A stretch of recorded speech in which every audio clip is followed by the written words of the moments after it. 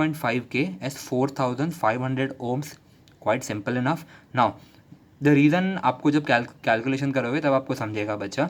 It is given है 600 plus 4500 upon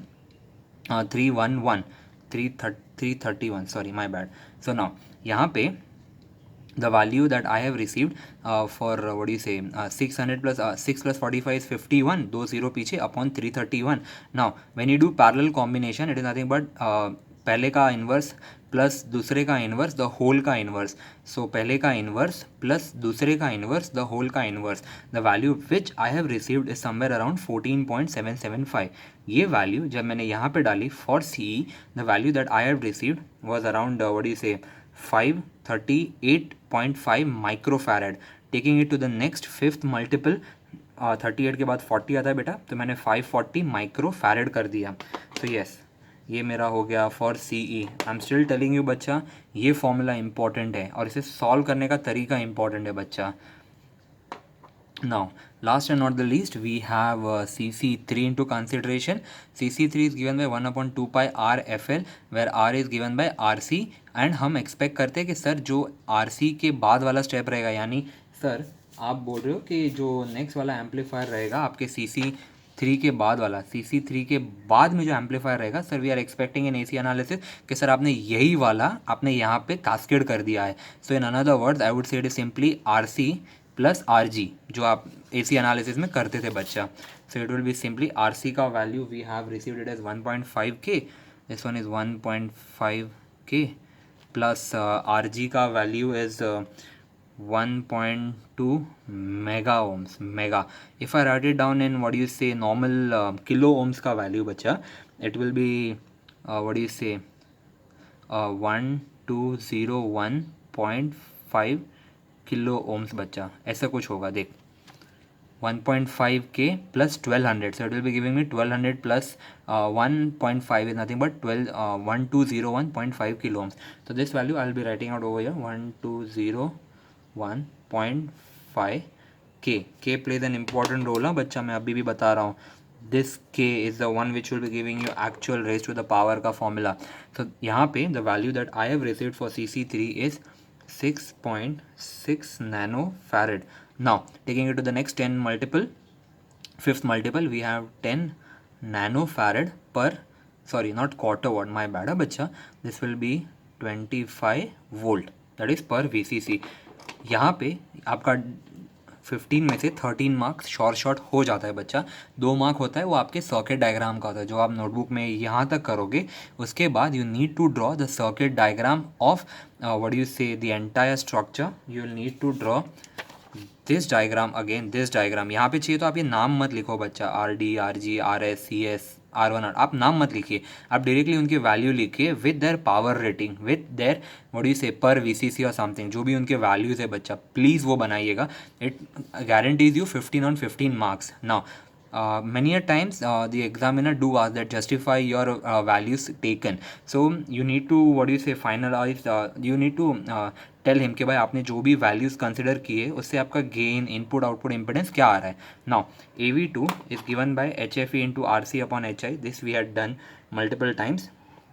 so हमें यहाँ पे वैल्यू आया था 110.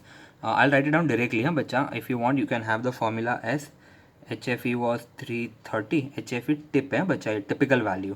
HFE टिप इंटू RC का वैल्यू 1.5K अपॉन HI का वैल्यू 4.5K. ये मेरे पास था बच्चा यहाँ पे, ठीक है. AV1 was given by GM, RD parallel RL1.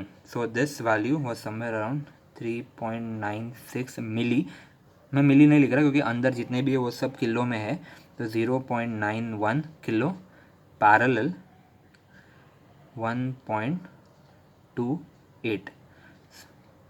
ये 1 लेता हूँ, ये 1 ऐसे लिखता हूँ so that it becomes easier for you to visualize. Now if you look carefully over here, the value of AV1 that we had received after doing calibration is 2.1.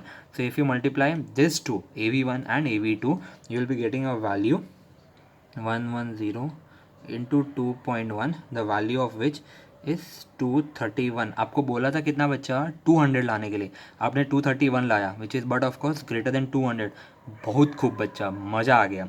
Now ZI, that is the input impedance, that is nothing but RG, जो आपने directly assume किया था, जो एक तरह का संकेत है आपको कि भाई आपको फर्स्ट स्टेज CS लेना है.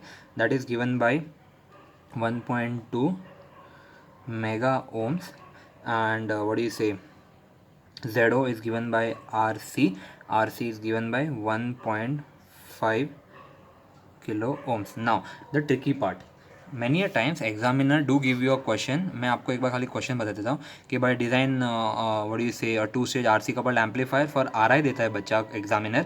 AV भी देंगे आपको, VCC भी देंगे, FL भी देंगे, and in order to not to give you data sheet, he will